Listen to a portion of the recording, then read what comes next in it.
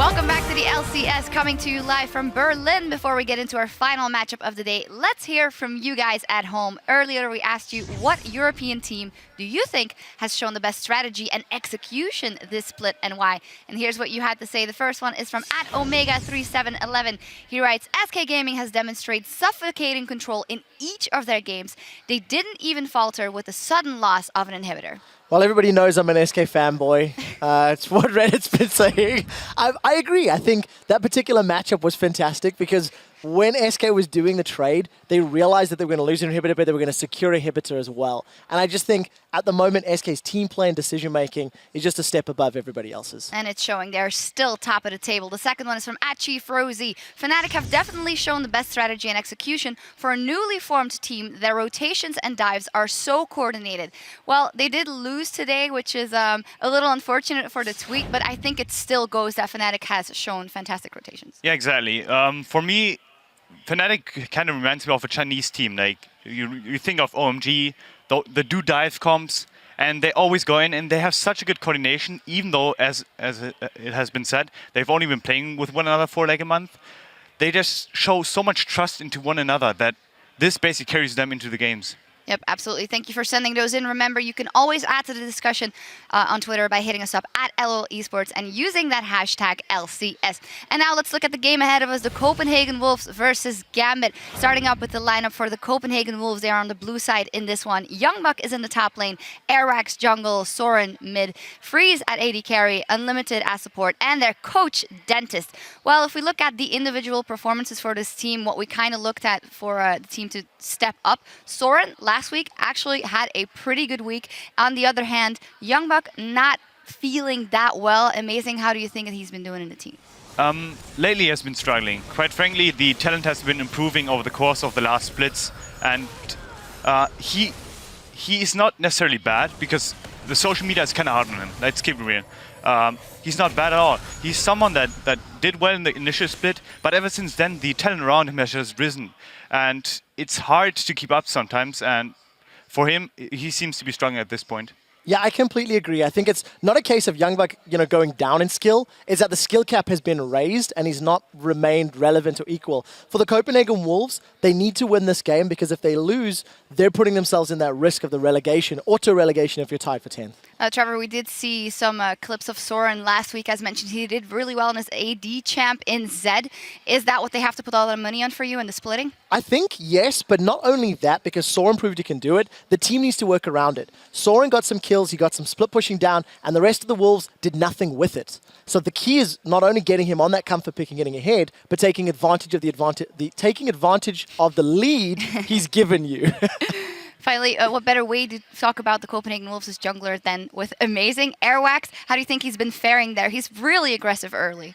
He really has this solo queue mentality that he wants to get the lead early, he wants to make the plays, he wants to get the team involved and basically like use his confidence that he has in himself to help the team out. And if they respond well and he responds well to his surroundings, he does a great job. But if that doesn't happen and he can't get rolling, he seems to be struggling. Like similar to our Youngbuck, seems to be struggling because the talent has risen. The same kind of plays for Airwax. He did really well in the summer split, in my opinion, where he basically replaced me. But now it just seems to be too much of a hit and miss, where if it goes bad, it goes really downhill. If it goes well, however, he seems to be top 4 jungler in the European scene. Well, we'll see if it's hit or miss in this one. On the red side of the stage, he has Gambit Gaming. Cabochard is in that top lane, Diamond jungle. In the mid lane, Nick Pinoy is at AD carry, supported by Edward, and their coach is Leviathan. I always pronounce it wrong. Trevor, help me. Leviathan. Damn it. Get it going. Well, in this one, looking at the new faces, Cabochard and Pinoy, well, relatively new, I should say, for Pinoy. They have been doing quite well. And on the other side, the old guard of Gambit hasn't been able to show maybe what they wanted to. To me, it really seems like they seem to just go through the motions. As in scrims, in the LCS, they don't seem to show this kind of hunger that they used to show in IEMs. And even at IEM Cologne, where they showed that they have great poise, they want to win. But it seems to me that in LCS, they kind of lost this joy in playing. I don't know what it is, but maybe the tournament setting for them is just like a way to feel great about the game again, which is why they always do well at tournaments. They probably would do well in playoffs if they got there, but due to how they're playing the regular season, just go through the motions and just accept where they are and don't really try to improve on that. I don't see any improvement right now. Yeah, we'll see what they can improve on coming into this game. There's only one way to know how this matchup will play out, so let's head back to the casters and get it on their way.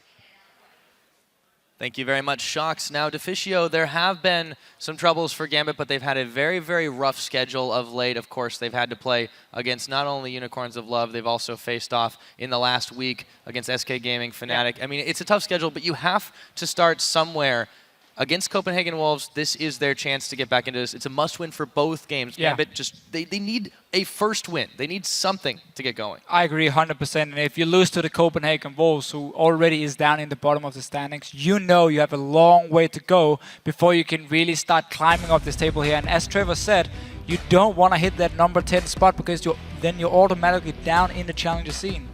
Yeah, you do not want to fall out of that one. Gambit has been a staple of the European LCS for a little while here as picks and bans get underway. Graves is actually removed. And Draven. Yeah, thank you, Freeze. Okay. So a couple of AD carry bans have been unusual against the Grain from what we've seen earlier today. Are we going to see Kalista banned against Freeze as well? Because he played Draven and Kalista beforehand, and now if you ban out the Draven, you should expect him, I guess, then to log in a Kalista on the side of Copenhagen Wolves. Yeah, Nidalee being banned. I feel like it's right up Diamond's alley just because he has been innovating quite well. Yeah, he even played it before 5.2 where they changed to how you can now attack the jungle camps and actually get more damage out of them with your takedown and so on. He actually played it beforehand as well. I saw him in solo queue play it a lot. Man. No surprise. Here too. You know, here's the thing, there's a lot of stuff that's going to be left up after this. You could ban the Kalista, but also Rek'Sai is still up. Yeah, Rek'Sai is open now. Could be the first pick for Copenhagen Wolves. And then I wonder if Gambit wants to respond with Kalista themselves, seeing as they ban away this Draven from Freeze. They take away the Cassiopeia. So what does this prompt? Yeah, the other Cass is immediately picked up. Now, question is, does Diamond go for the Rek'Sai here? I think it makes a lot of sense in this situation. He's definitely thinking about it as Leviathan. You can see him on your screen talking to the rest of the team. Jarvan is still open if he wants it, the more safe choice. I mean, Rek'Sai is still a fantastic pick. She did get a few more nerfs this patch, but her damage is still insanely strong. Again, her mobility, her vision control, she puts on the map the pressure she can apply. So definitely still top pick here for Gambit if they decide to log it in. I feel like you kind of have to. You don't want to give Kassadin and a Rek'Sai to Copenhagen Wolves. Yeah, and not to mention, they may want to mix it up a little bit here because Jarvan's been played 3 games by Diamond Prox. It hasn't worked out in any of them. His one win, of course, they were on Lee Sin.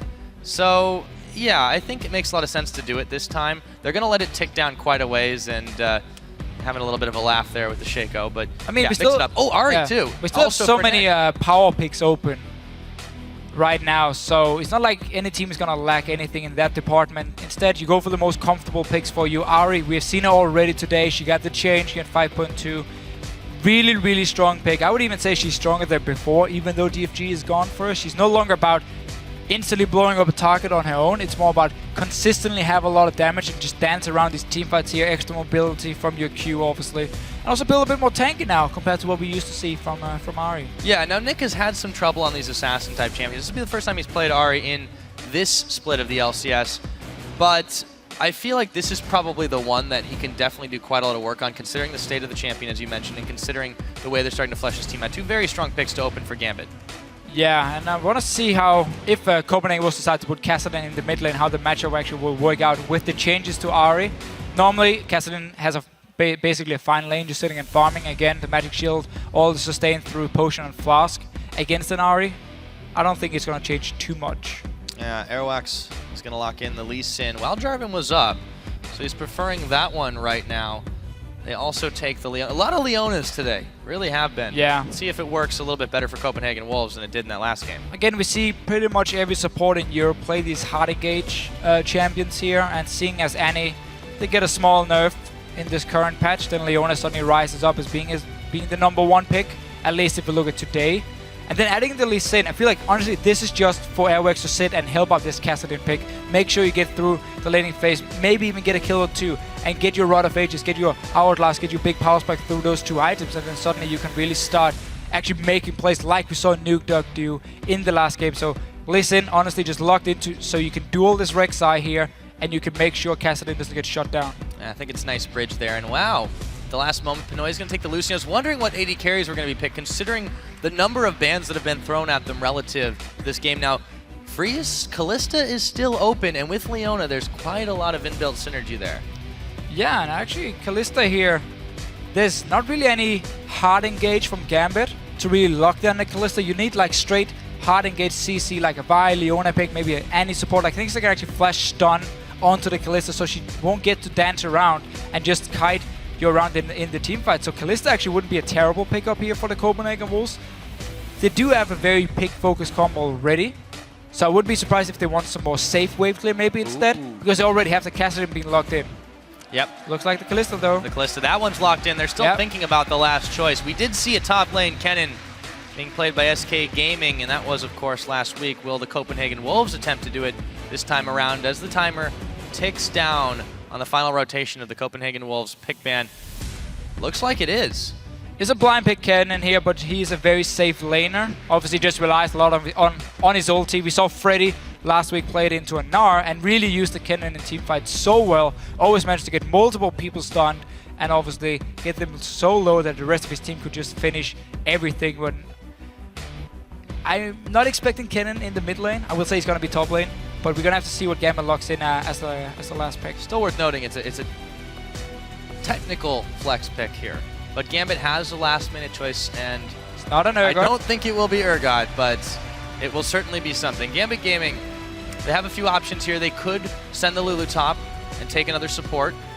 Yeah, really Gambit's problem is they don't have a way of actually shutting down this Kalista pick in these team fights. And once Kalista gets going and start dancing around, she can just consistently poke down so many players because of the Hurricane and the Rend, obviously. And then you have a Kassadin to finish up everything in the fights. You have obviously Kennen to go in with Leona. So Gambit in this situation is in a bit of a tricky spot because you don't really have any options except for maybe a Lissandra pick, which it could have been. Instead, actually going the other way and taking the Gragas for them. Currently sitting in the jungle. Would expect it to be a top lane Gragas. I think they will make that switch after the fact, and that will be a really interesting top lane matchup. Across the board, two champions we didn't really expect to see quite so much of. That will be all done. Unless they don't switch it. I mean, that's still a possibility to send Rek'Sai top. I mean, Diamond did play Gragas jungle a while ago, but it's not something we have seen in a long time. Same for Rek'Sai. We feel like Rek'Sai is utilized much better in the jungle. We can really use your ulti as well. And you don't have... I mean, you already have a teleport on your top lane. Now you have the extra global on your jungler, just giving you even more map pressure. I like this pick for Youngbuck, especially because he's always had this trouble of overextending, getting caught out, something that can be easily punished by Gambit Gaming if they recognize it. And on a pick like Kennen that has so much mobility, I feel like that gets him out of trouble. It gives him a safe lane. If they go for standard, I'm liking it. Yeah, I agree. It's a safer choice. But it's also a champion if you do fall behind and you don't really get to your hourglass fairly early. You're not really going to do anything. That's and then true. suddenly you're just going to be there trying to stun someone and back. He's going to try to channel his inner Freddy. We'll see if that does work out. I have to now, see. You guys have seen the comps. Tweet us at LOL Esports using the hashtag CDubWin or GMBWin and tell us if you think Gambit Gaming will find their first W of this season. Yeah, now Kennen new pick. Kalista, of course, for free. Draven was banned against him. And now we're going to have to see if Gambit can do anything actually to shut him down, because he's going to be jumping around these fights quite a lot. Yeah. Quite easily. I think he will be jumping around quite a lot easily. So here we go. On the board, Game 5. Copenhagen Wolves, Gambit Gaming, and there is an instantaneous pause.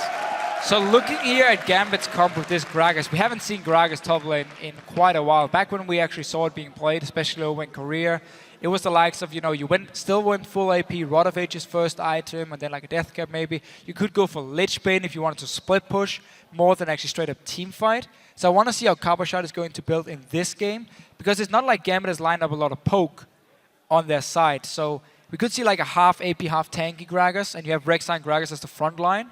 Or we could see him actually go full AP and focus on kiting with this Lulu pick and obviously the mobility of an Ahri and a Lucian, and you have the slow from your Q now, have some decent poke damage, and you just kite backwards in these team fights here. Wait for someone like Freeze to overextend, and then you try and capitalize on that. Yeah, both top laners actually starting very, very defensively with a couple of Doran shields picked up. on that side. Doesn't really tell us a whole ton of everything since, of course, the game was paused immediately after starting off. Looks like there's a comms issue on the Gambit Gaming side as they hesitate to get this one going. But I still think that this is a good start comp-wise from the Copenhagen Wolves. We'll see if they can make it work. Yeah, it's going to be a bit of a tough one to pull off because, again, obviously you have to make sure that Freeze get going early on because he's going to be the main carry for them in these team fights. And Youngbuck on Kennen, you really can't afford to miss your ulti. Not saying that you're not going to hit anyone. Or actually, that is what I'm saying. If you blow it before the fight even starts so you don't really manage to get anyone locked down with it, Kennen suddenly becomes fairly useless in a team fight because he's just sitting there applying a bit of single target damage and nothing else. So it's going to be a lot about how Copenhagen Wolves can use their very important ultis through the Leona and obviously the Kennen to start these fights here. Allow Freeze then to sit on Kalista and just pick up easy kills for himself because we know, or we expect at least, him to go Hurricane. And we have seen the damage. I mean, we saw Kalista in North America, how strong she actually was. We haven't seen her much in Europe, only actually Freeze who's been playing her. Yeah, Freeze definitely going to go for a few different types of styles. He's an innovator on his team in the way that Diamond is. Of course, this time, the Rek'Sai pickup too. It's kind of interesting the way the state is in because there's seems to be teams that specifically target these very, very strong, OP picks. Yeah. And then, of course, there's teams that do a little bit more target banning and kind of mix match between that. And in these situations where you have a little bit more of the target banning, it comes up with some really interesting new compositions. And then, of course, you always have one of those stronger picks mixed in. I'm curious to see how Diamond takes this Rek'Sai because it's been, I would say, a bit mixed. You've seen a lot of kill pressure on some, but you've also seen some not so heavy, more assist fest kind of just making map presence around. It looks like we are back into the game. Underway. Here we go. Copenhagen Wolves versus Gambit. This is Game 5. And it is, of course, Week 3 of the European LCS. Diamond on that Rek'Sai, heading his way through his own jungle to start this one off. And this basically is a must-win for both the teams because you don't want to sit alone down in the bottom of the standings. Copenhagen Wolves obviously already secured one win, but then lost to MYM last week, a game they should have won. I mean, if you consider that MYM was playing with Belisa as sub, and the Copenhagen Wolves managed to lose anyway. Yeah. Back to this one. Nick was hanging out in that top side with the Ahri. Freeze made his way up there. It indicates potential lane swap. However, you do have Youngbuck also in this top side to start this one off. Yeah, so Gragas is a very strong top laner in a lane swap. He's very hard to dive. He can farm with his Q, obviously, in the lane. And Cabochard is going AP. He started Thorn Shield, but he's gotten 29 AP in terms of runes and masteries for himself. The thing is, though, you would actually have a fairly decent 2-on-2 lane with Lucian and Lulu. A lot of early pressure you could apply. But for now, it looks like Gambit will actually swap it around. Or will they actually try to predict where Copenhagen Wolves are going? Because Freeze himself, he was looking for that swap here with the Leona Kalista lane, and now Gambit actually managed to counter it and get that 2-on-2 lane.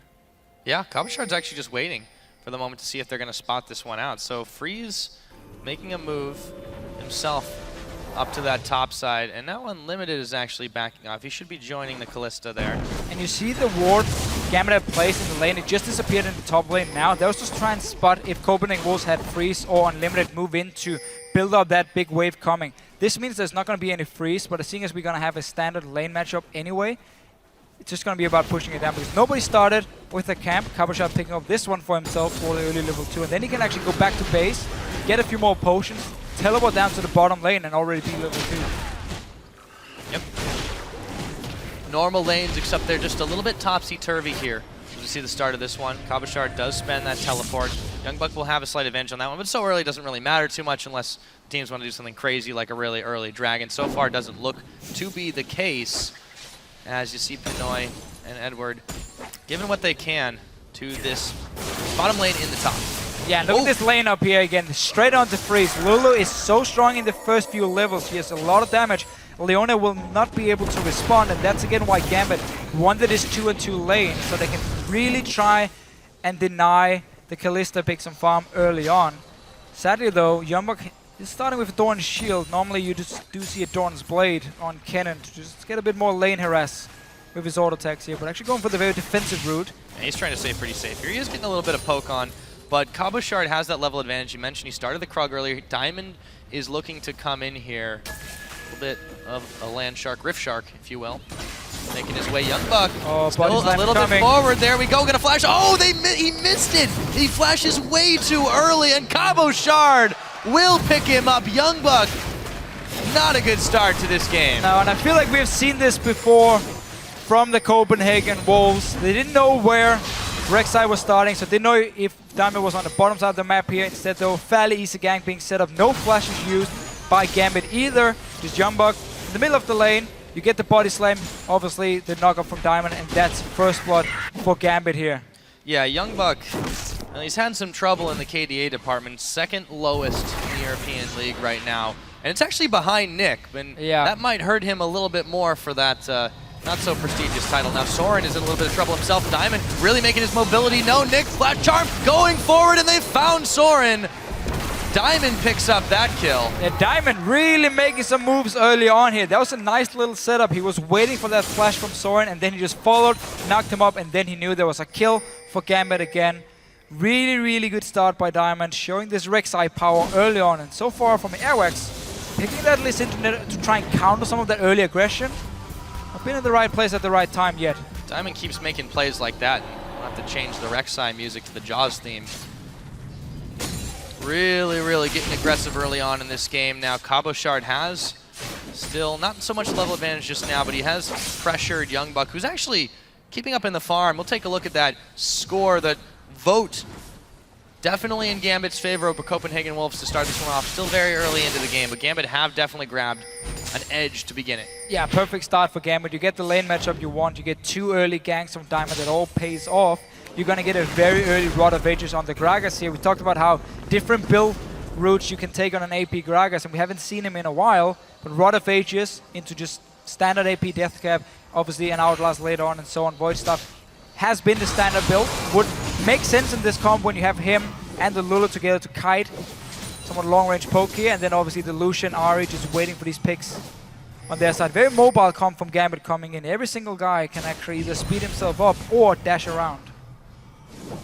Definitely seems to be working for them so far in this laning phase, and Diamond still hanging around in the middle, not going to find anything there as Soren learned the lesson from previously. Is going to be hanging in the back to at least hit a much more comfortable level. But Friesen Unlimited in this top lane have been pushed back quite far by Pinoy, and we haven't seen as much Lucian lately, but he is still that lane bully that can push you back with quite a lot of damage, especially with the help of Edward. So we saw the level 1 and 2 go in favor of Gambit because of the Lulu pick, but as soon as you get past those levels, it's not exactly too hard for Freeze to actually sit and farm, and that's what he's been doing.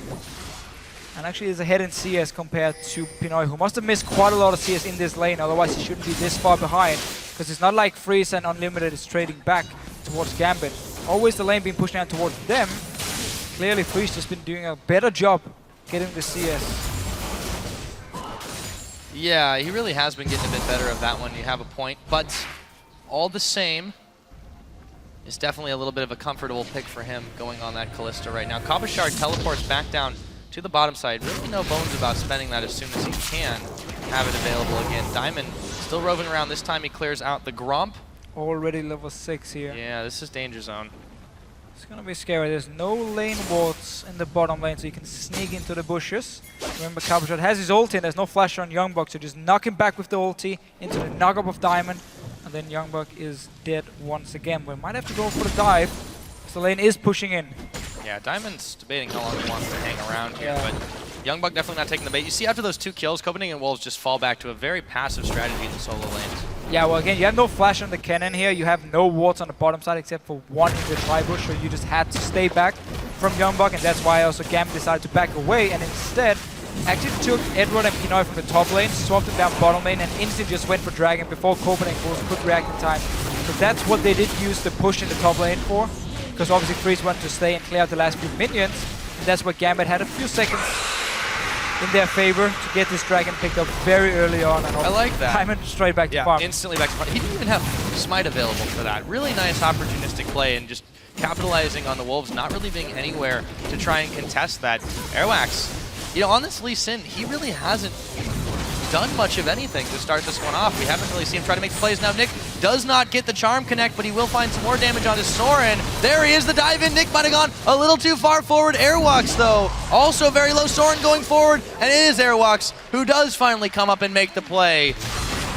And Airwalks here flashed out of their orb when they actually returned back to Nick. In the end, pick up the kill, but wow, Nick really diving in for that kill under the turret as well. Ends up dying for it, and it's really not been a good split for Nick so far. You mentioned earlier how he's the lowest player in terms of KDA in the entire league. Yeah, a little. He really needs to step it up. That's kind of partially why right there we just saw. He goes in, tries to make the big play. The problem is he was under tower. He was out of his spell rotation. It just seemed to be some questionable decision making there. And you know, we could say the same about Youngbuck, but he seems to have learned his lesson a bit more. Yeah, he was playing back. Let's see it again to notice how there's no wards to try and spot Airwax, and yet Nick, just respect the fact he might be there and keep diving. Missed the charm, keep going for the next one. He wants to land the last orb, and that's where again Airwax just jumps in. Notice how he's flashing out of it on the way back to Nick, so he'll take that true damage, and then in the very end, snipes him and kill him. But no wards to try and spot Airwax, and yet went for a very risky dive. Didn't pay off for Nick at all. Yeah, he's going to be set a little bit more behind by doing that. Assist up for Soren. Airwax gets the kill. Now he's going to be able to clear that one pink board out. Airwax now a little bit more roaming around, going to grab himself a Stella Crab. Everything else continues to just be a little bit of a slap fest. Still very close in the gold, but Gambit is leading by just a bit. The Dragon also helping them out. They're getting the early stats from that Dragon here, but really, you just don't want Soren to get going on this Kassadin because you want to be able to deal with Freeze and not really have to worry too much about the rest. And a Kassadin who gets a good start suddenly becomes a focus point every single time. And Nick does have to use his Spirit Rush and his Flash to get out of harm's way, and talk about some positional errors he has committed. Just a couple there. Gets out alive that time, but still real trouble. You think maybe Diamond's going to pay him a visit sometime soon. Well, it's pretty tough for Rex at least to gank a Kassadin in this late game, but if you find the Lee Sin obviously in the one-on-one, whoever gets to jump there will be winning that small trade, especially also now with Skirmisher's Saber for Diamond. He does it every time, so he wants to have this damage reduction for late game team fights onto someone like the Kalista with 20% damage reduction, and he also wants that extra advantage in case he finds the enemy jungler in a one-on-one. But for now, Nick misses another charm. Yeah, he does. Diamond is here though. Diamond. Yeah, they're going to be able to turn this around a little bit more, but they need to connect more damage. Diamond a lot onto Soren, forcing him to rift walk away as Airwax was no help at all in that situation. They should be able to start shoving some damage onto this turret. Yeah, a lot of minions here for Gambit. Get a bit of damage on this one. Soren not able to jump in and wave play. He's way too low for that one. Now finally Airwax joins in and actually teleport behind from Youngbuck. Yeah, he's going to try to make the play here. Teleported behind. Here we go. Nick and Diamond caught in a little bit of trouble. There we go. The Maelstrom slices and dices, and Airwax comes up with another kill. Diamond makes his escape though. Yeah, nice little setup, but you're going to lose a lot on this top turret here. No teleport to come back. There should be a tower for Gambit if Cabochard stays. For now, he's actually expecting Youngbuck to return to the top lane.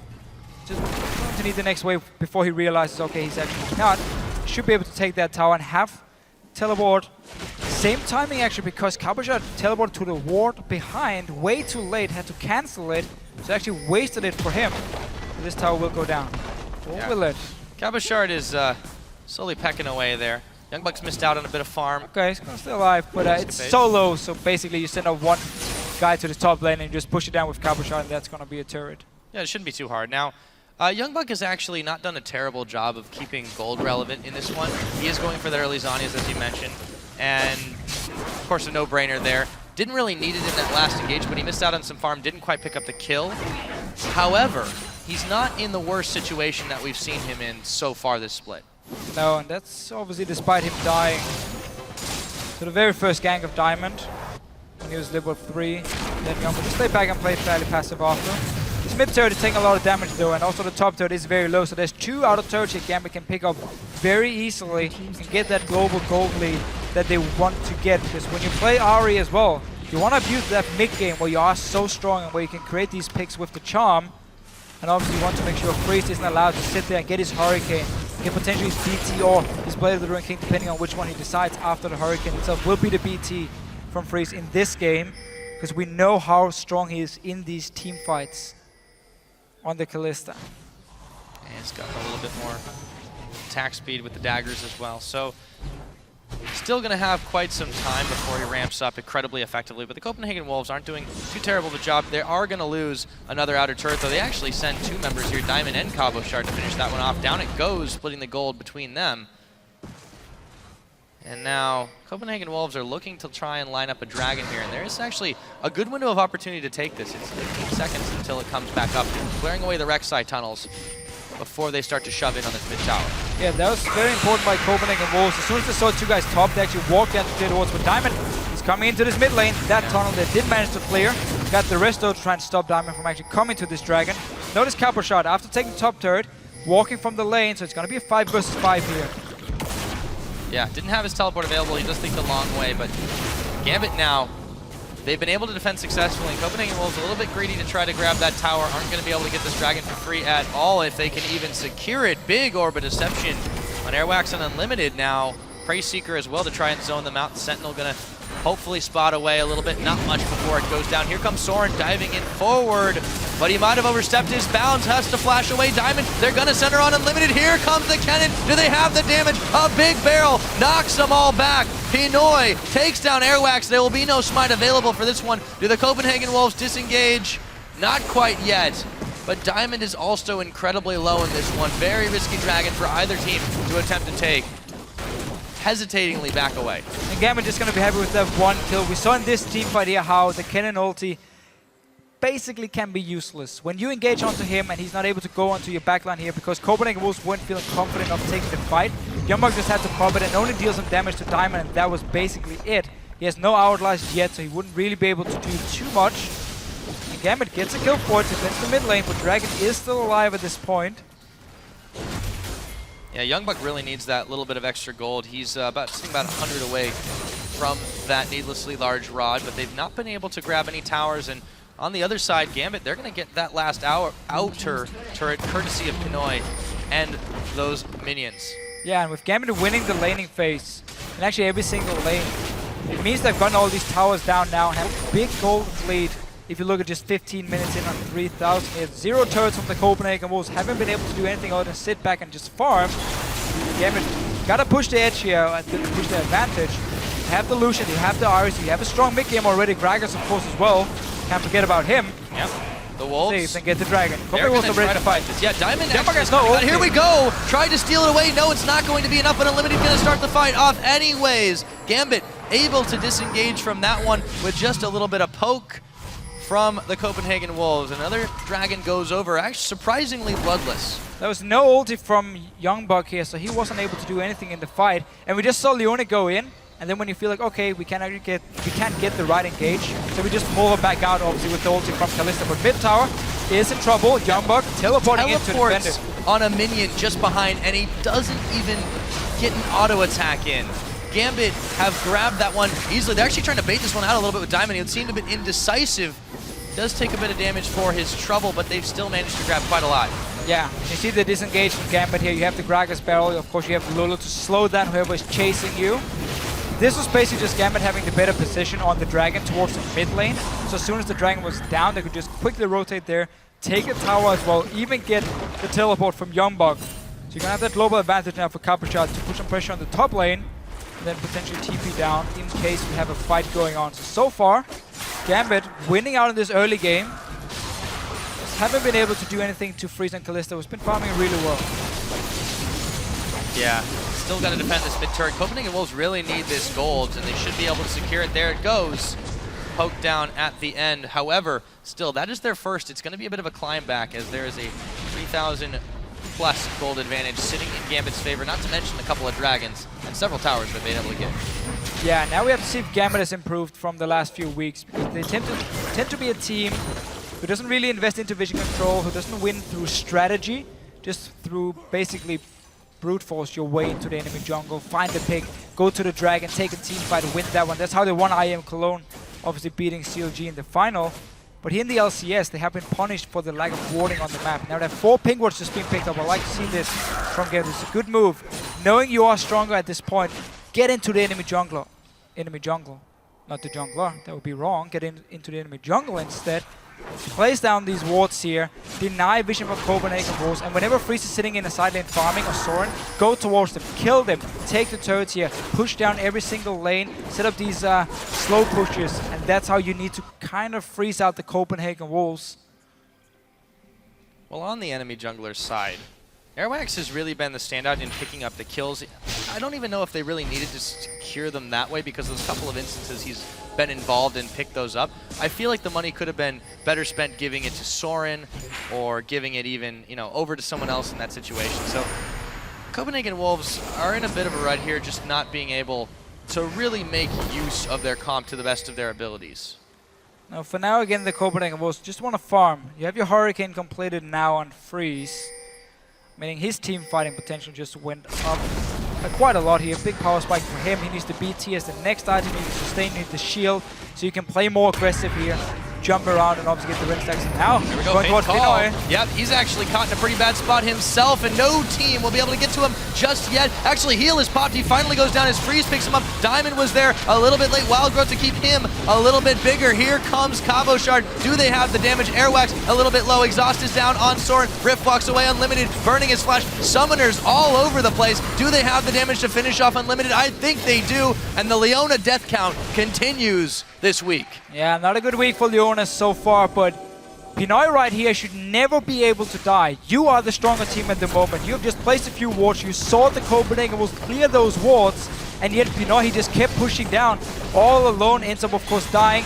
Luckily, though, Gambit can come in with the rest of the team and back him up, while Youngbuck, without that teleport we talked about before, was stuck in the lane. Let's take a look at that one again. Fate's Call all the way, yeah. Pinoy just got totally separated from his team, but they were able to still get back in there and just make a massive play on the Copenhagen Wolves. Again, they are strong, Gambit, so they get the fight here.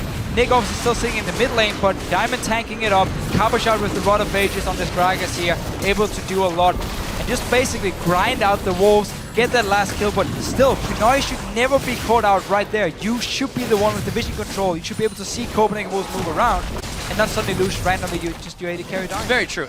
But after that, it was a 3v4, and then Gambit still wins that one. So imagine if it had been a 4v4. Yeah, it would have been a lot different story. And they were even able to teleport to defend their turret from Youngbuck, who was pushing away in the bottom side. So overall, Gambit does come out ahead in terms of the tower they were able to grab after the fact. But yeah, still uncharacteristic mistake from Pinoy there. Yeah, we did see Gambit, though, save all the pink wards because they've already picked up 2 dragons. Next one is spawning in about a minute. And that's why we see them actually after this whole, after all the action we saw in the top lane, went back to base, straight to Dragon, placed these 2 pink wards here, trying to set up a massive area around it where you can see everything. And now again, you can see the Copenhagen Wolves walking towards you. You pick the fight, you get this Dragon, 3-0 suddenly, and then it becomes so hard for the Wolves because they're going to be forced to fight later on for the 4th and the 5th one. Yeah, they need to deny this next one if they possibly can. Dragon about half a minute away. Airwax actually a little bit more preoccupied clearing out vision in that Baron side brush. Still Gambit in the better position to try to contest this one, but with Freeze and Unlimited, Airwax was walking up the middle, realized might just be a trap. Yeah, and you have no wards around the Dragon. Gambit needs to go down and defend the pink wards here. Don't place them and walk away, so they're instantly moving now from this mid lane. That's a good move now by Gambit, playing it correct around this one. And Soren is in some trouble. That's Nick what happened. Does manage to get the assassination off there. First kill of the game for him, and this should be a Gambit Dragon number 3. When you play the Ahri and you have all these pink wards placed, so basically the enemy team is face checking you, you can create these picks here. That was a good move by Gambit. They defended the pink wards, got the kill onto Soren. Will be a dragon as well for them. 3 dragons now. What have they given up for it, too? Just the tower that Youngbuck was finally able to fire down. Yeah, he'd already lost the outer and the inner on that top side, so Copenhagen Wolves get a little bit more gold back in their pockets. All the same, Gambit are really starting to roll forward, and it seems like the Wolves are caught a little bit earlier in the game than Gambit is. And Unlimited, right, he actually went from the mid lane to top lane after the tower went down. He was expecting Cabochard to be there to try and defend, and then they could kill him 2v1. But it simply meant he was actually missing down his bottom, and he's here now. It's called. They've caught Pinoy again. again. Okay, he's in a little bit of trouble now. He's going to burn his flash. Never mind. They're going to be able to keep pushing on him. Exhaust is down. Wild Growth is out. Oh, the barrel. They knock him backwards. Freeze. They get the kickoff with Airwax. They can still turn this fight. Pinoy and Eddie go down. Nick trying to dodge and dive his way out of harm's way, but Freeze and the rest of the team not keen on giving it to him. A double kill for that Callista. 3 kills for the Copenhagen Wolves. Pinoy again being caught out of position. They engage onto him, basically just pick up Unlimited, throw him towards Pinoy. Then he can't miss all his CC, and Gambit, I mean, they're making some good moves, but then they make it harder and harder for themselves. Notice here again, Pinoy all alone. The rest of his team had already disengaged. They're far away from him. They do manage to save him in the start, but he's so low that as soon as Soren actually joins in, he will end up dying. And now, suddenly Gambit are lacking some damage because Nick and Diamond are trying to deal with Youngbok down on this bottom lane. He actually ends up staying alive, and at the very end just trading between Freeze and Nick. Yeah, they do manage to take each other out there, but it really was just cleanup duty for the Copenhagen Wolves at that point. They thundered a little bit back in. Now, can they grab something out of this? There's no Dragon available to take. It's still very, very risky to attempt a Baron, especially as low as they were after that and not in the right place. However, they have shored up a bit more gold. Yeah, and we have to remember Copenhagen Wolves, if they do want to take a Baron later, you do have Kalista and her Rend stacking up to insane amount of damage from her, as long as she gets to actually apply a few spears onto the Baron beforehand, and then combine that with the Smite from Lee Sin. You will be able to take it down fairly fast. It's going to be near impossible for Gambit to try and steal it if the Copenhagen Wolves manage to get a goal lead and actually can set up this Baron here. It won't be right now, because Dragon is still the focus point for Gambit, and where they're investing all their pink wards. They just need to stop being caught out of position, because that lead they built up beforehand is getting smaller and smaller. Couple more wards being placed in this bottom side for Gambit as they try to maybe figure out what the hell went wrong there. Shake off the rust from that last fight. Copenhagen Wolves a little bit revitalized here. Still down in gold, about 2,000, but they have a couple of opportunities to push in here. Roaming together as 4, as again, Youngbucks has really been kind of off on his own, just trying to split waves. It's worked out reasonably well in these situations. He's not going to teleport up, though, if they need him for 5. He's been able to get 2 towers and a lot of side lane, also 1 tower in the top lane and a lot of side lane farm. But I'm looking at Cabochard here, so he's going for Frozen Heart, so he's obviously building tanky after this Rod of Ages. I'm not sure I like it, because now you basically rely on Pinoy and Nick to deal all the damage in these team fights. Obviously, the Rek'Sai has decent damage, but will fall off the later we get into the game.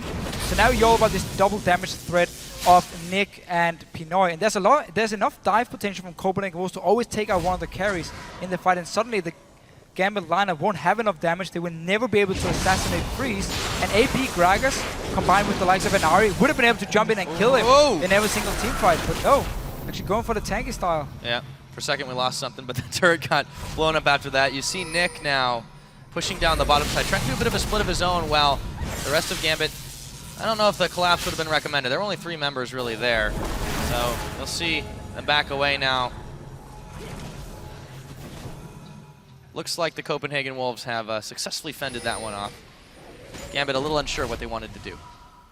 Yeah, they got a bot lane turret though, so not a bad move by Gambit, using Nick as a split pusher, who is, despite a fairly bad start to the game, he's actually been pretty strong on this Ahri, and going towards the Death Trap next item for him, Abyssal Scepter. As we often see an Ahri now again, this is what we talked about in Champs, like how she's no longer purely about just one-shotting a target like DFG Charm and just blow up someone who face checks you.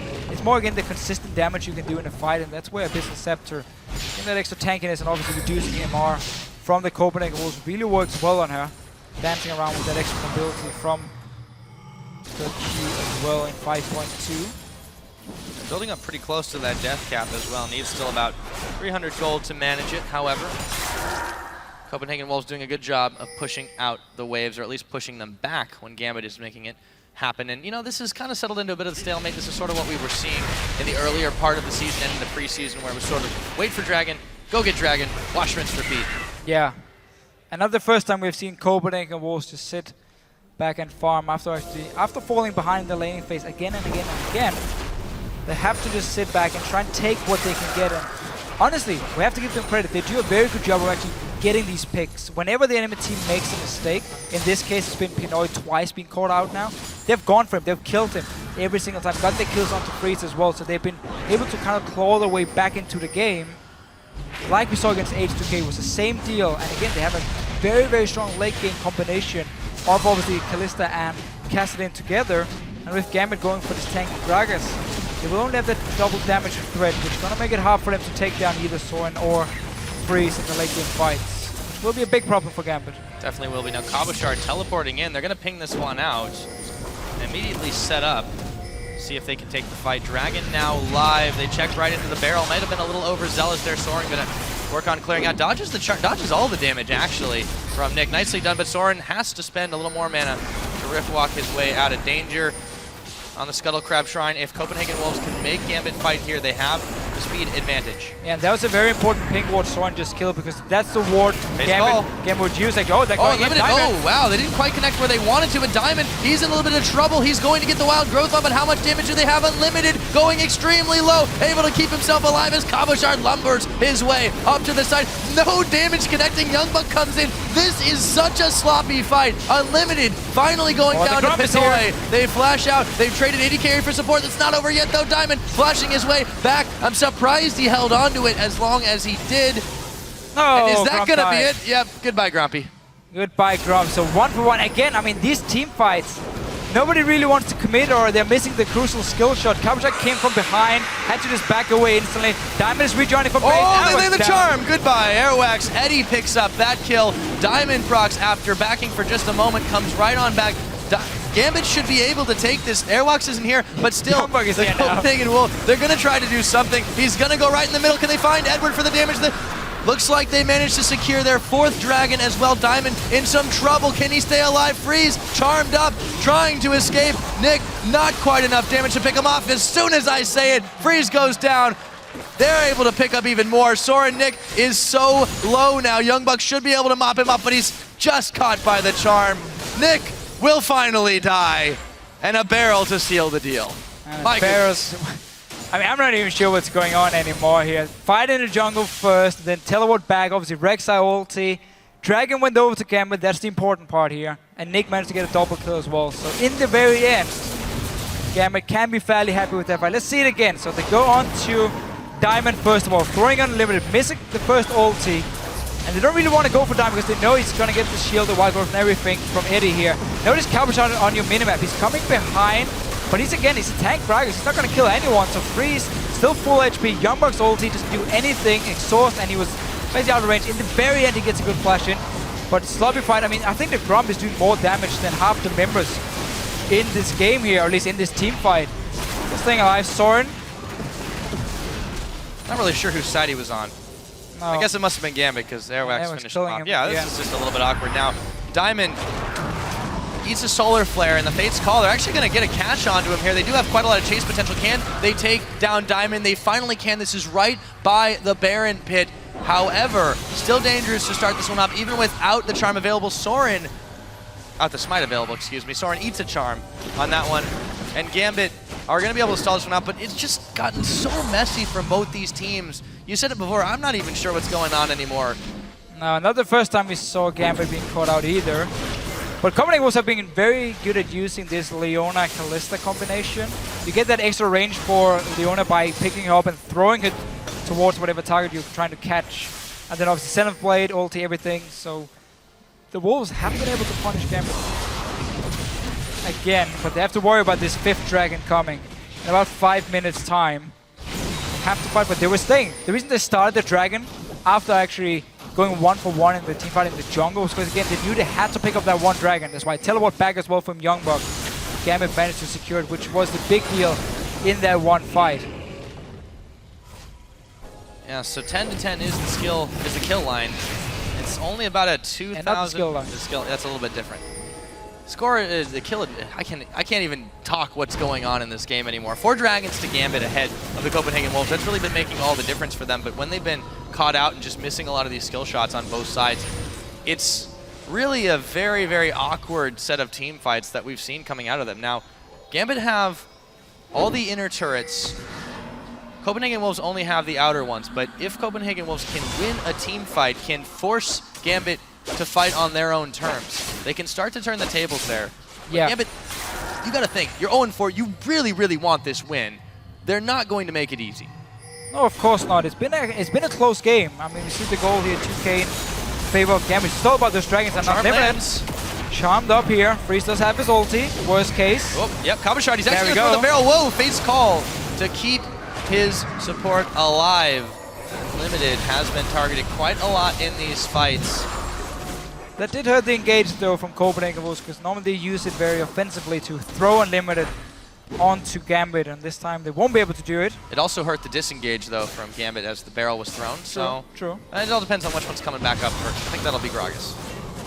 But in these fights, we just see how Freeze is staying alive, almost at full HP, throughout the entire fight, except for the very end, where Nick managed to get him in the last one. But it's so hard for Gambit to lock him down in these team fights, and he's only going to get stronger and stronger on this Kalista. It's only going to become harder and harder to actually kill him.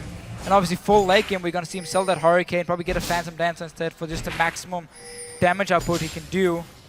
But for now, Soren in this bottom lane, no real threat on the Baron. There's a lot of wards placed by Copenhagen Wolves to see it. And honestly, we haven't seen enough coordination to really bait it out from either of the teams just yet.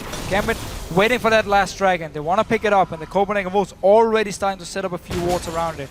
They need to be able to clear the pink wards placed by Gambit around it so they won't get flanked, because that's how Freeze might end up dying. If Nick comes in from behind, charms him, kills him instantly, Copenhagen Wolves are going to lose the fight straight away right there. So they have to make sure Gambit can't get the flank on them.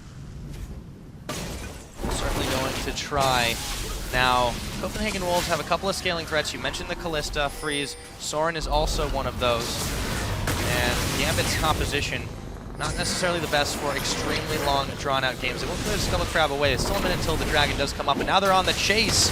Throw the barrel. Airwax is isolated, flashing away. Here comes Unlimited, however, trying to make the fight happen. Nick into the back line, gonna dash back into his team. Unlimited, he's gonna get pulled up. Youngbuck in the middle. That is what he needed, the Maelstrom there. Diamond is gonna get picked off by Freeze. Very low are the Wolves right now, but Gambit have already lost their smite, and they might lose a little bit more in this. They're gonna lose a lot more because Dragon is spawning in 20 seconds. They're still gonna try to 4v5 this. Oh. Wait a minute, Unlimited's backing. Diamond has the ulti now. He's up in 20 seconds. Teleport come in from Youngbuck. This is not over yet. Diamond is gonna come as soon as he actually respawns. The Wolves staying on. They know he's gonna return. That's why they actually recall, because the Dragon didn't spawn yet, and it's all about that Dragon here. Gambit can't fight like that. You don't like engage through a cannon and just through all the CC as well from the Wolves, because then you just get locked in like you saw Nick do, and he was forced out of it. In the end, Copenhagen won the fight. Couple shot though, gonna try and get it. Nope, not quite the steal. He does throw his big barrel out as well. So Copenhagen Wolves, they deny that 5th Dragon. They pick up their first of the game, and they've got the scaling factor on their side. Yeah. It's almost 36 minutes into this game, Deficio. That what does Dragon that mean for the Wolves? Had a lot of value. It means a lot for the Wolves because they are really, really strong in these late game team fights, and we see Gambit not finding an answer unless they can instantly kill Freeze or Soren, and they won't be able to kill Soren with their Hourglass. So if they can get the flank, Gambit can win these late game team fights, and the Copenhagen Wolves simply will outscale them. Gonna try to take whatever they can here, setting up a little bit of a brush bait as Unlimited does put the ward down to stop Gambit, or to at least see what Gambit is up to. They're actually going to march on forward here as Soren is leading the charge. Unlimited trying. He flashes after the Zenith Blade. They're still going to find the damage if they can. Diamond in the back by the Baron. They're dodging out every one of these skill shots the Wolves are throwing their way. Eddie, though, in a bit of trouble. Wild Growth down the denial. Do they have enough damage to pick him off? Not quite enough. Eddie finally goes down. Soren will find him around the backside. Pinoy, Diamond, and Cabochard are trying to find an answer back, but they just don't have the DPS. Just no damage for Gambit. They actually got a charm onto Freeze here because they were waiting that small bush in the river, but there's not enough people around to actually go all in on him and kill him. Again, that's where obviously you wanted your DFG on an Ahri. But now the Copenhagen Wolves, they've survived the early game, got to late game, winning the last few team fights, denied that 5th Dragon from Gambit as well. They're starting to another H2K game, yeah. I think this is starting to look that way. The Wolves have held on quite well. They've got themselves within 1,000 gold of Gambit Gaming. And even though they're down 3 dragons here, there's still a lot of opportunity, a lot of time. We could be in for quite a long show, Deficio. Could indeed. Not the first time either. No, it wouldn't be. But no Last Whisper yet for Pinoy. Actually delayed it quite a lot, even though he's against double Hourglass on the side of Copenhagen Wolves. And it's going to be about him actually trying to kill Youngbuck once he gets out of that Hourglass. Obviously trying to kill Soren when he jumps in as well. So really need that Last Whisper for Pinoy. I'm going for it in this case, getting some magic resistance instead. And actually we don't have a Locket on the side of Gambit, despite being against a double AP comp. Especially against a cannon where you want to shut down his ulti damage which is basically all he's going to bring in these team fights, the CC and the damage from his ulti, and no luck coming in. Very surprising, actually. On the subject of item builds, interesting choice of boot enchantment for Edward. He goes for the captain, so they're trying to stay together, group up, win these team fights. But you know, the problem has not been their mobility or their angles. It's just when they get in there and spend their spells, they find they don't have enough damage. Yeah, and they haven't been able to set up the proper team fight again. They haven't been able to get the flank. We saw Soren earlier in the game go very aggressive to just kill a pink ward, simply to deny Gambit that vision control and that flank option. That's where Copenhagen also played the team fights actually fairly well, always making sure they knew where Nick was when the fight started, so Freeze could stay safe in the back line. Diamond now sitting on the pink ward here. He wants to get behind the walls, but not exactly unlimited. He's not the target he wants. It's getting harder and harder for Gambit to really defend even their own turf here, and they can poke it out. But look, you just see how tanky these members of Copenhagen Wolves are, particularly unlimited. Yeah, and again, even if he does drop low, Freeze is gonna pull him in and keep him alive.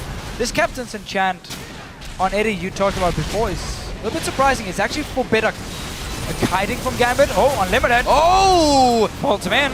They nearly blow him up, but here we go. He's still alive thanks to the Fate's call. And again, Copenhagen Wolves, they have so much disengage ability on this team that it's so hard for Gambit, even in the perfect situation, to capture them. For the price of one ultimate, they managed to not only spend 2 of Gambit's, but they don't even give them a kill.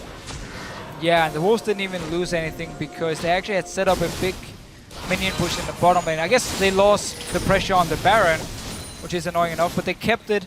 Or they're going back to it now because Gambit had to go and clear a side wave. Nick is not this Baron here. Remember Kalista with a Rend. It stacks up to insane amounts of damage. Combine that with a Smite, you can secure that Baron very easily. Nick is running, Pinoy is running. Copenhagen Wolves have enough time to clear this one.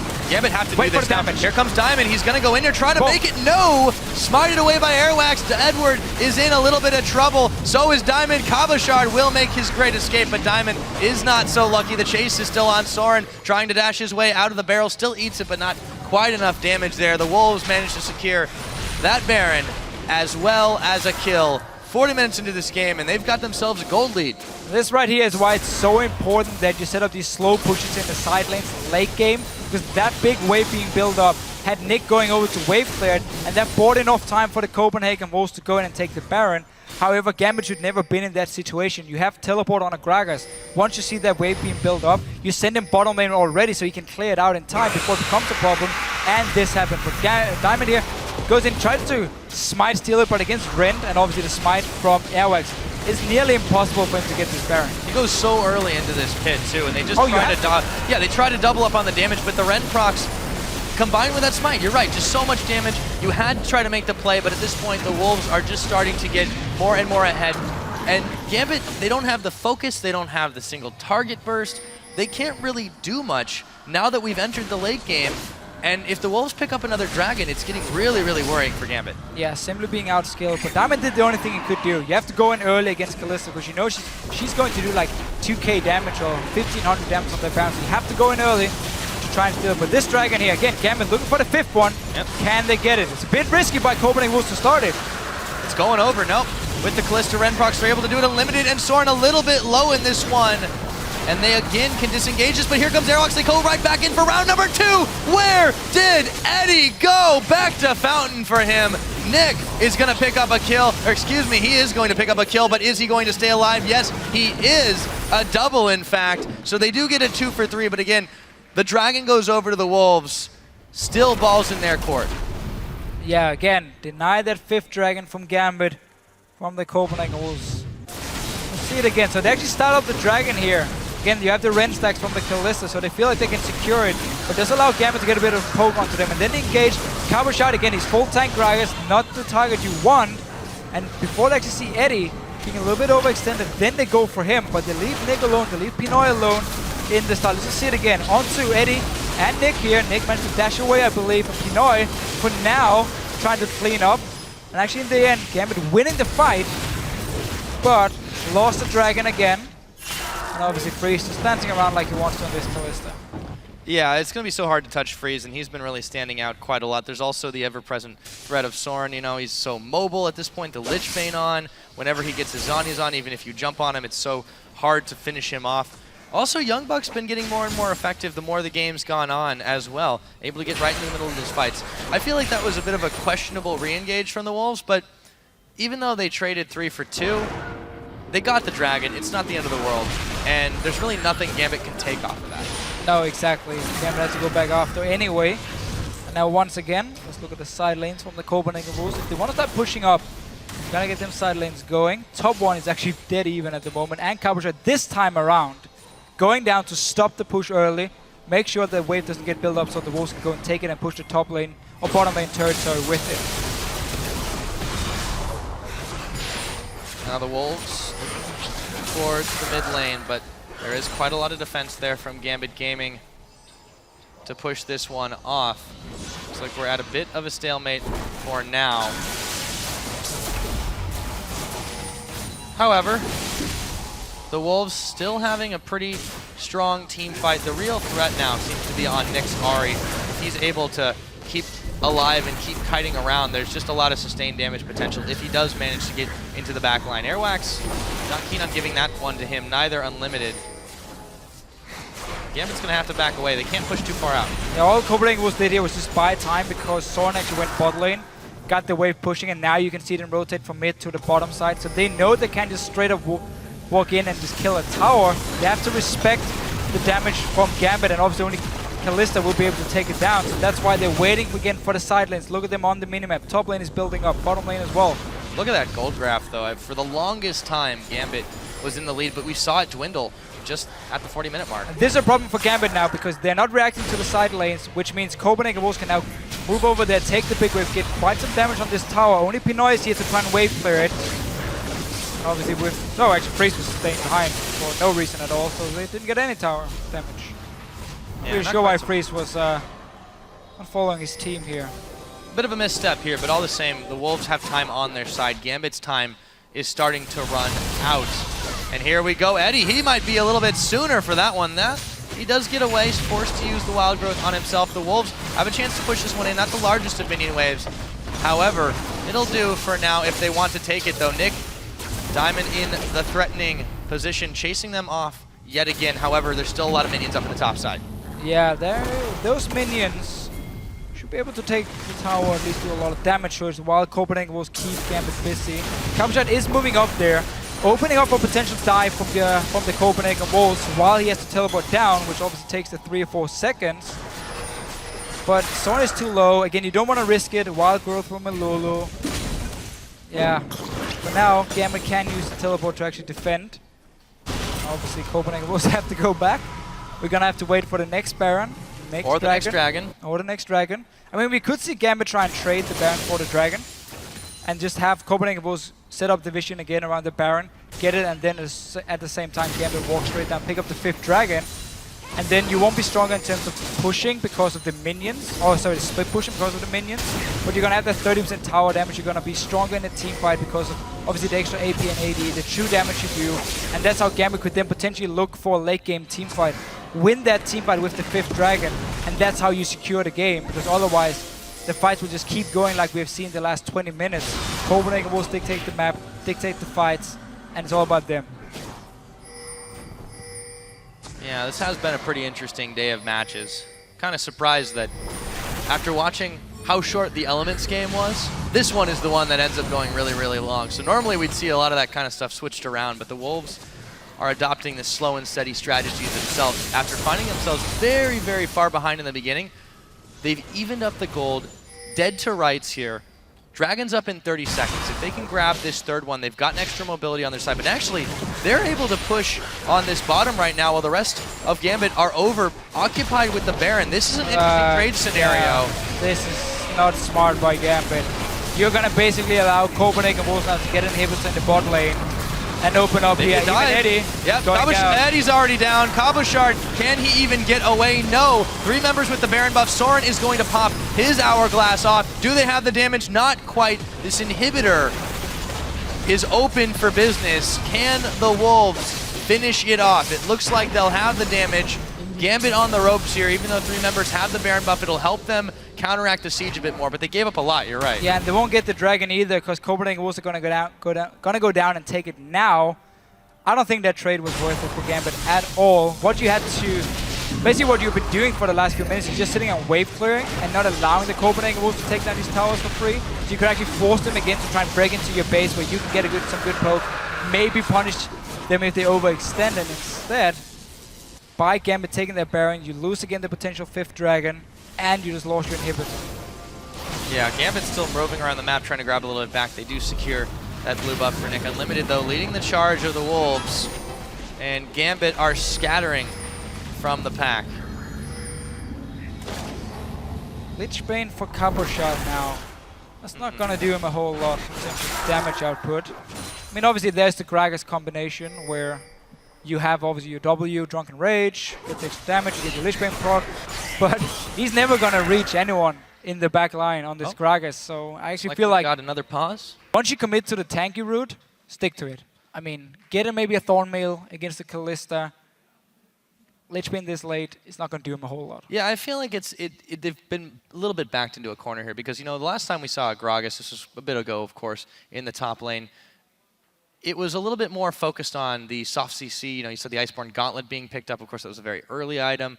This time around, he does need a little bit more damage. The whole team needs a little bit more damage. The problem is they're pretty much maxed out on items. I mean, this is the situation where you start thinking about, oh, do I sell the boots for the Zephyr if you're in the bot lane? That kind of stuff. Yeah, the problem is when you're going to get outscaled and you're then again building tank on your Gragas, it really limits the time you have to actually win the game. Because once the 2 damage dealers from your team is not enough to take down a key target, let's say Youngbuck going in on the cannon, or even Leona jumping in before she gets pulled back by Freeze, well, then you can't really teamfight properly because you can't dive the backline even though you have a tanky Gragas because he's not going to do enough on his own. And that's simply where Gambit had to win this game in the mid game when they're building like they're doing now. So you would have their good start on a tanky Gragas, so he would be unkillable. And then obviously Ari could create the picks. Lucian could be strong in the mid game. But once they basically fell apart and Copenhagen was starting to get back in the game, your tank now doesn't really do anything. Yeah, it's not even a full tank too. You're kind of soft in that regard too. But it is a little bit weird. Gambit really looking for that like big monster fight, and they'll see if they can possibly get it coming back into this one. But it's so hard against the Wolves as we jump back into game. Very low kill score on a note as well. The Wolves have managed to thunder back a little bit more the longer this game has gone. However, it's so difficult for either team to really make a game-winning push, minus a massive mistake. Gambit, they made one there with the inhibitor being lost in the bottom side, trading it for the Baron, but they have a small window to work with these super minions and see if they can make use of them. Yeah, I won't really be able to use them too much as they're sitting back and defending anyway. Sorry, Nick is sitting ready. So is Unlimited. Unlimited, yeah. Looks like we might actually have a fight on our hands, Deficio, but not quite yet. Nick's going to be able to clear out most of those minions with just a couple of spells, and here come the rest of Gambit. Yeah, so Copenhagen was going to the top lane because they know the super minions in the bottom lane is going to push in, so you want to make sure Gambit has to walk from the Nexus all the way to the top lane to defend. Oh! Nick just jumped out of it. Blade. He gets charmed. I have not seen that before. That is cool. Yeah, but Nick got to use his ulti, so that's gone. Oh, they're going to dash. Here we go. Oh, my goodness. Where is he? Fate's call. They're going to find Diamond. Do they have the damage unlimited? Walking away from this one as Soren pops his Zhonya's. Eddie is down. Freeze will secure that kill as Soren chases down Diamond for another. They've found 2. Can they keep pushing? The Wolves. Youngbuck is now backing away from this one. If they decide to keep going, it would be a 4v3. Actually, teleport coming on in. They have to get back. Gambit. There are super minions pushing on their Nexus turrets in just a moment. Yeah, the Copenhagen was looking for more here. Oh, Youngbuck charm. He's caught up. Ooh, very, very low in this one. Pinoy, not quite enough damage to take him down. And Gambit, the woes continue. They just don't have the finishing power on any of these. Youngbuck's going to have to back away again, but super minions now are here. Cabochard is forced to go back. And Youngbuck actually isn't even leaving this one. They're going to just use the numbers that they have. Nick, oh, he's going to get a charm off. Freeze, incredibly low, walking into the tower laser. That's going to prompt the Copenhagen Wolves to leave, and Cabochard could not defend Nexus turret number 1, but at least they've got a wave pushing in the middle. They do indeed. Not going to do a whole lot for them. And Copenhagen Wolves more teleport coming in. Teleport, wow, chasing this one. Cabochard, not quite enough connection. Whoa! All sorts of weird interactions there. He threw himself into Airwax kick. And now Nick gonna try to get in. Nope, not quite enough. Here comes the Rek'Sai ultimate as well. Tunnel, they're not quite close enough. And the Solar Flare will not burn anything but the grass as the Wolves again try to chase in Soren. Not enough damage onto Cabo Shard as Nick and the rest of the team will disengage. We'll disengage. You see the gold here for I feel like I'm saying that a lot this game. Yeah, happens a few times at least. A lot of gold for Copenhagen Wolves, but we get to that point where everyone is starting to get maxed out in items. And we just see Unlimited. I mean, this is a full tank Leona. There's no Mikhails to try and help out Freeze, even though the only way he can actually die is by basically being charmed. He just has the Banshee to protect himself. And we did see, as we talked about earlier, how Hurricane is what you have to carry you through like the mid-game parts. But then you sell it late game and you get the Phantom Dancer, so you have the maximum single target damage output from this Kalista now. Obviously also supplying some crit for that Vintage. You didn't have to have it before. Now, sitting on a lot of it. What do you think Freeze picks up next? I think he ends up going for the Zephyr. It's got so much kiting power. Honestly, most AD carries prefer to keep the boots just for the enchant they have on it. They're giving that extra mobility and actually just want the Zephyr. Because Zephyr is a very small DPS increase overall. So no, I don't actually think it's worth it for him. And I think he's going to keep the boots anyway. We'll have to see. I mean, Next standing on the base gate here. Yeah, they're just trying to shore up some defenses as their inhibitor does come back up, but they're down to one Nexus turret here. This is the natural weak point. Can the Wolves get in? Unlimited gonna eat a charm. Fate's call to keep him alive again as Freeze is going to push him out. So they have to annoying. use that one defensively. Yeah, that is gotta be frustrating if you're Gambit. there's so many times where you think you can actually pick off Leona and then nope, pull it into the team from Freeze every single time. That's obviously why Unlimited is playing so aggressive as well. Staying so far forward, knowing he has that safety. Freeze is pulling him back. I do want to see actually Freeze wants the QSS instead of that Banshee's late game, get the Scimitar. But I do understand why he wants the Banshee, because Gragas obviously will be able to otherwise knock him with his ulti to the team, and that's why he's sitting on that Banshee for now, to make sure that ulti from Cabochard won't do anything to him. They're looking for a flank here through the base gate. It's going to be so difficult for them to do it, though. Fate's Call still not available, so they have a small window to act. However, Unlimited's got that Solar Flare up. Youngbuck a little bit low, but Soren is covering him. Naked Inhibitor still sitting here, and the Wolves just can't find a way in, but there are minions on the top side. Pinoy unleashes the culling, and now Diamond going to duel it out with Soren, but he's taking far worse than he's giving there. And now the Wolves just have the option to go straight for Dragon, and it looks like they will. They will indeed go straight down for this Dragon here. Gambit is not done yet. Diamond still have ulti. Eddie? Oh, they're going in. Here we go. Youngbuck a little bit too early on that Maelstrom. Can he go down? No. There is the Zanya's Hourglass as Pinoy is isolated, picked off by Freeze. Diamond now. The big shutdown goes over to Nick, but Diamond is going to also find Airwax, so it is a 2-for-1. The Wolves have not quite got this fight just yet. And we continue. And we continue again. Like, ulti's missing left and right here. Nice little play by Unlimited and Freeze chasing Pinoy, and again grabbing Unlimited, throwing at Pinoy here. End up killing him, and Freeze, he's not afraid. He can still stay around. Gambit has the smite advantage here. Yeah, but Copenhagen Wolves are not going to allow them to start that Dragon, because Freeze is still full HP.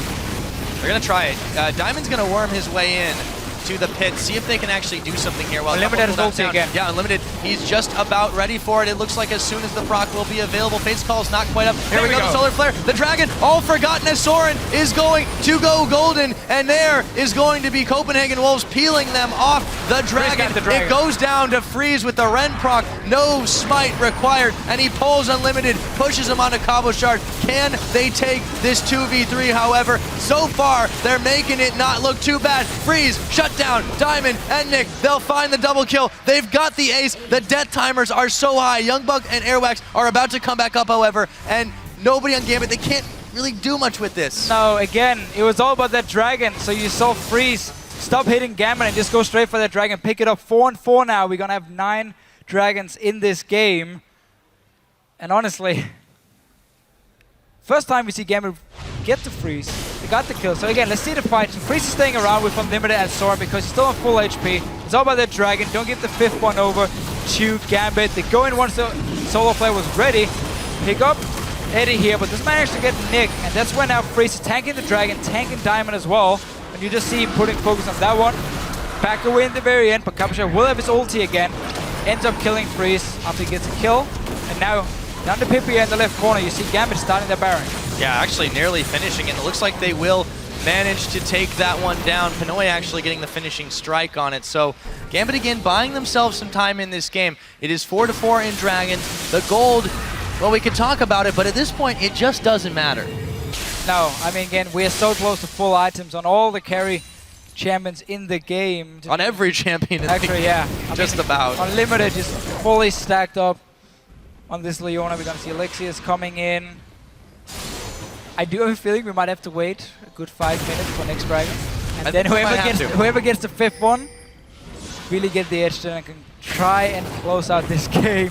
Well, there is a Baron on Gambit's side. They have a chance to push this one in, and they had that inhibitor respawn. A pretty big wave in the top side now. They are grouping up in the middle. Again, Gambit, they want to win this game. They want to get on the board. The Wolves want to get another on the board, and both teams really can't afford to lose this one. So it's going to get a drawn-out slugfest now. Here we go. Diamond, he's going to move forward. They just don't have anything, and it's going to be Unlimited finally going down. They've managed to pop him on this one. They take the turret. They can take the inhibitor. Gambit, they've turned up the heat. Where did this come from? They can just keep going now. The death timers is so long, it's going to be a 5v4 for over a minute. You're right, Deficio.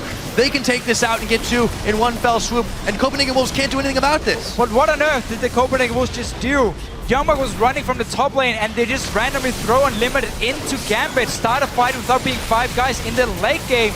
Unlimited obviously dies. Gambit still trying to push down. They have no super minions. Haven't gotten there yet, but they do have the buffed up minions from the Baron buff. Yeah, and they also have their Baron buff themselves. So here we go. It's still going to be that 5v4 starting to fire down the Nexus turrets. Mistakes get so punished in this late stage of the game. Cabochard going back in. Youngbuck, he is going to go big, and they find 2 more kills. This time, it is the Wolves who turn it around. Diamond trying to distract the team, so Nick stays alive, but can he make it out? Pinoy is still making his great escape. Nick is going to go down in just a moment. Pinoy is trying to make his escape as well. He's the only man left standing. Death timers are just so long. It's been so back and forth. And now the Wolves have a big chance, and they make their way, albeit a little bit slowly and scattered, up to Gambit's base. But Pinoy with the outplay. Can he find Freeze? No, I don't think so. Renproc for the ace. But he did buy a lot of time here. So Copenhagen Wolves didn't actually go straight for the Nexus. Not even sure they actually could have finished. There's still a long time on these death timers. Yeah, if Freeze just ran straight to the base. There's even minions coming with Airwax here. Soren already got the inhibitor down. Freeze is still very far away. I mean, the Copenhagen Wolves could just have left Kennen to defend and then try and finish. They go for it anyway. Yeah, they're actually, they got it. For a moment, they take this one off. Yeah, they should be able to grab this. It's still 15 seconds away. So after just about an hour, the Copenhagen Wolves outlive and outlast Gambit Gaming to get game number 2 on the board. What a game. I mean, that's all you can say, really. What a game. Yeah. So back and forth here. And frustration. And we didn't even get that Dragon number 9. No, we didn't. You know, it's the caster curse. Everything we've been saying today is wrong, of course. I mean, well done, though. It took the Wolves quite some time to get back into this one, but they managed it. They did the same thing in their other win against H2K, albeit a little bit quicker. And on the side of Gambit, struggles all around. 0-5 is not the way to start. No, and it looks so good for Gambit if you go all the way back to like laning phase.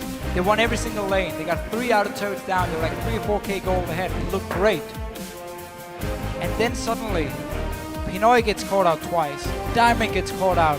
And 3 times where the Copenhagen Wolves managed to buy time by getting that 1 pick, punishing Gambit for being out of position, simply meant that suddenly Freeze was now sitting on 3 items on Kalista. He could start really dealing out damage in the team fights. And we said all the way back in Champs like how there's no real answer for Gambit to shutting down Kalista in these late game fights. And after losing that mid game phase by just simply being caught out, it meant the comp from Copenhagen was scaled up, and then we just got this insane last 20-30 minutes of being behind 4-0 in dragons to get every single dragon from there on and out, and like late game team fights. Gambit though, they can't be happy. This was their own fault. They had the lead, they were in a good position, and then mistakes. Copenhagen Wolves got back, that was it. Yeah, it was a lot of mistakes on both sides, but at the end of it there, what it all came down to was That just man right there. Yeah, not fully executing at the end of Not the day. this man. Gambit. We didn't do No, it. we didn't do it. You know, we just talked about it. But yeah, it was a really Herculean effort from the Wolves to get back in, to go back. But they Yeah. had the scaling on their side. They had Freeze on a comfortable champion, on a scaling champion. They had Soren able to come up with the damage. Gambit had so many catches that they just didn't have the damage for. And they have to start tinkering again because they've been playing out a lot of different strats, and nothing has really worked for them so far. So what do they do from here? Because you started winless in 2.5 weeks. What do you do to get back in to the mindset of even getting one win on the board? Yeah, I mean, right now it's so tough for them because, again, they did everything right in the early game, and then you just get caught out. I'm not sure if it's like a focus, shot calling maybe is wrong. We heard Amazing say on the analyst desk how Gambit in scrims don't really seem to scrim to improve, just scrim because you have to.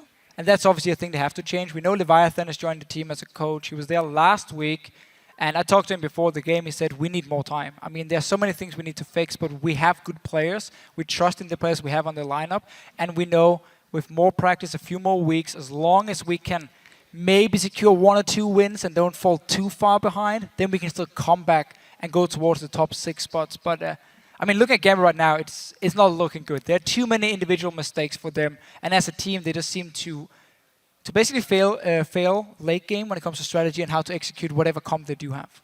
Yeah, so they'll definitely have to be going back to the playbooks for that one.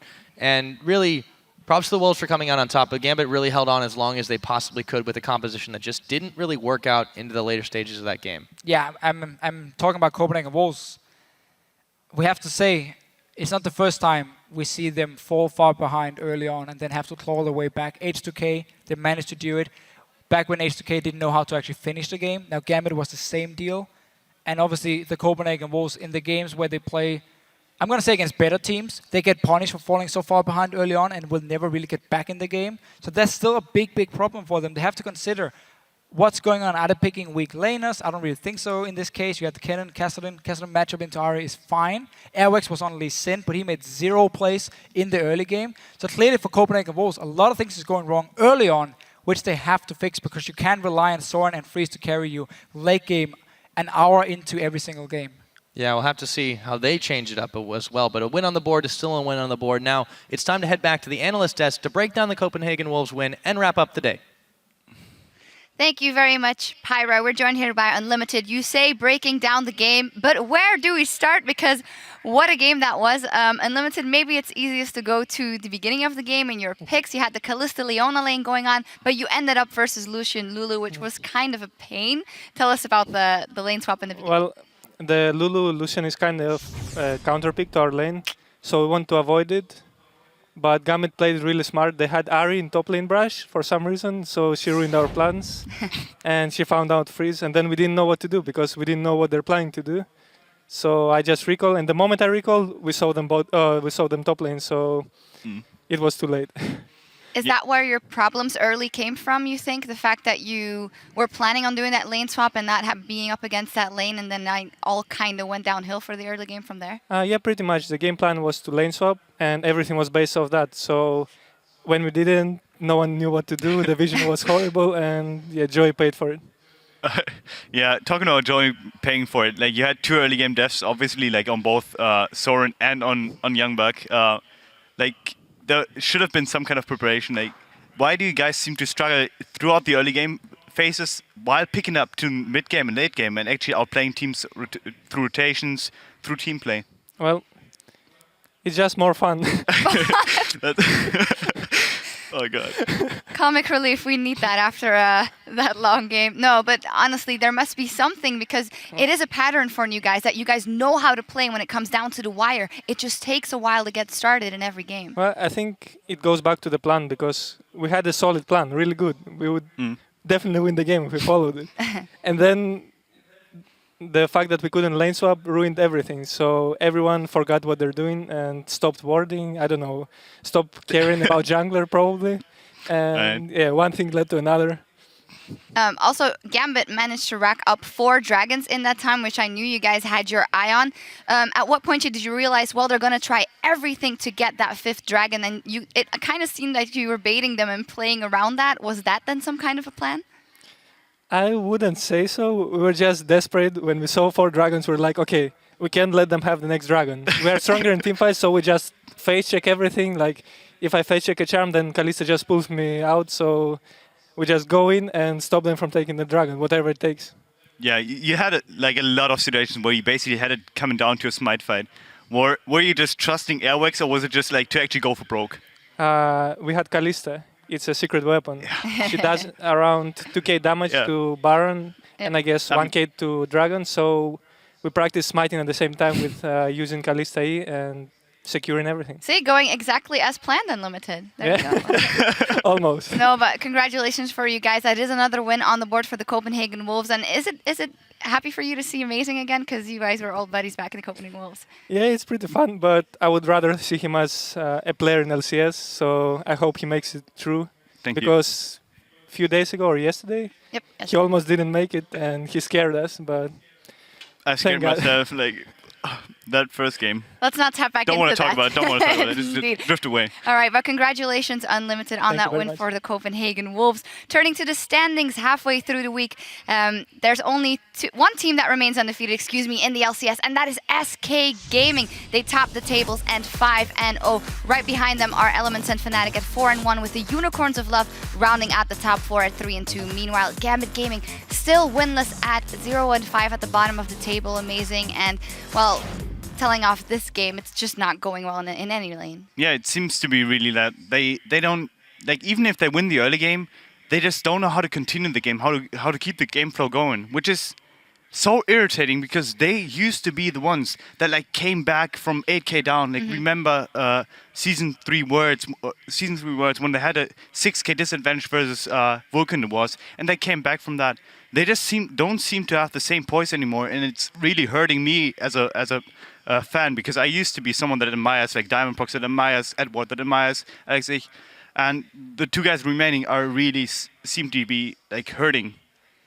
Well, impressive memory as well on you, by the way. With today's matches officially history, let's see who went big to start the week. We've crunched the numbers, and with 11 kills, 12 assists, and almost 500 CS against Gambit Game, today's fantasy leader is the Copenhagen Wolves' Freeze with a total of 45 points. Well, you know, if it isn't good for anything, those long games, at least you rack up fantasy points for us. Like, if I was a fantasy like player, I would actually just get every Copenhagen Wolves member and hope they win. Because that is the secret strategy, and you should use it. Yep, you got it. Straight from Amazing's mouth, the secret tip to win fantasy. Freeze wasn't the only player making an impact, though. We have a tweet from @MoleCruise. He wrote on Twitter, and he said, "Holy power of evil predicts the Flash Tibbers with a preemptive charm, earns them 2 inhibitors. What a god." Here is your LCS big play of the day. This is danger zone right now for Fnatic as the Unicorns of Love are threatening the second one. Here comes Yellowstar, however, he's gonna get just melted. Yellowstar jumps into the fight and got instantly charmed. He never even got Tibbers down because of how quick Power of Evil responded to that flash. Godly play or a little bit of luck there? Obviously luck, but luck is part of the game, so it's obviously a big play. Remember to send in your big plays by tweeting @LL Esports, and be sure to use the hashtag LCS Big Plays, and we'll check out some of your favorites tomorrow. Now, fear not, there's more LCS coming your way tomorrow as well. Our 5 matches kick off with Fnatic versus Giants Gaming, and to close out the day, we have a clash between the heavyweights, Elements and SK Gaming. That all starts tomorrow at 6 p.m. Central European Time. That is 9 a.m. Pacific, and SK versus Elements. I know you're looking forward to that one. It's gonna be crazy. You have all the storylines coming. You have Reckless versus Forgiven, like the 2 best AD carries in Europe. You have Wicked against Freddy. Again, Powerhouse off the top lane. Like, everything is coming together on that specific game, and we'll really see who's king in Europe. Yeah, it'll be fantastic. That is all for us for today. From myself, Amazing, and the rest of the broadcast team, thank you very much for tuning in, and we'll see you right back here tomorrow. This is going to be an awesome day. This week's matches could make or break the split with his LCS squad. He's going to find Forgiven. The team isn't there, and he's going to get popped by Svenskeren. Here we go, turning around to Lulik. Big Tibbers comes out. This could be the fight turning around. But he goes down all the same. Vizichachi late to the party. Steal back, barely going to go down. Power of Evil falling as well. Rainover goes down. Huni Hillisang locking up the backline. Towers are falling and all of the craziness. Fnatic is mortal after all. And the Unicorns of Love take a win in week 3.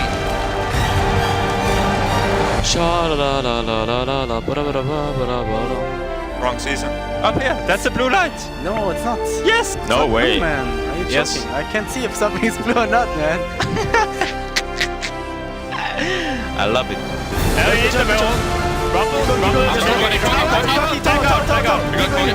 Good job. Good job. Elements pick up number 4. Rocket and Giants on the board. And here we go, Rydell going in. Can they maybe find the fight? Woolite, Frederick jumping in. They found Woolite. Can they blow him up? No, he is just too big. Rocket come up with win number 2. Here comes Aerox. They go right back in for round number 2. Where did Eddie go? The Copenhagen Wolves outlive